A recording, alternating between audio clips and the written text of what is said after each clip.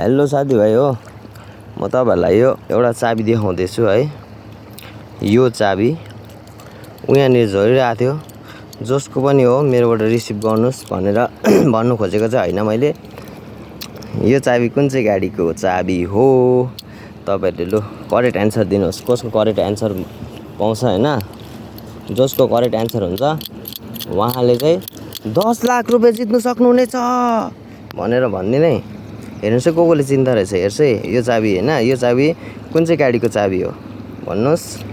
1 number first number यो हो, अन्त तपाईको अन्त यहाँ छ यो कुन चाहिँ गाडीको चाबी हो लु भन्नुस् होला। यो नम्बर 2 फर्स्टको कुन चाहिँ गाडीको चाबी हो, अन्त यो सेकेन्ड कुन चाहिँ गाडीको चाबी हो। लु हेरौँ तपाईको गेजिङ पावर कतिको रहेछ। लु गाइस कमान कमान कमान छिटो छिटो comment fast fast fast fast fast guys. लु लु लु लु छिटो, म यहाँ तपाईहरुको लागि नै यहाँ नेटवर्क भएकोमा आइरहेको छु। अहिले म यहाँदेखि गयो भने यो जग्गामा नेटवर्क काहीँ हुँदैन।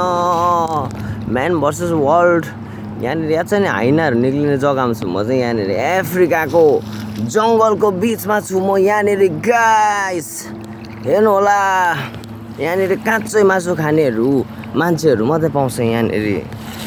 हामी हेर्नुस् यहाँनिर एकदमै यसरी नदीहरू खुट्टाले तर्नुपर्छ यसो यसो गरेर। हेर्नुस् यो समुद्र डल्लै तरेर आएको, हामी यता डल्लै डल्लै डल्लै डल्लै तर्दै तर्दै तर्दै खुट्टाले यसरी हामी चाहिँ यसो छ है।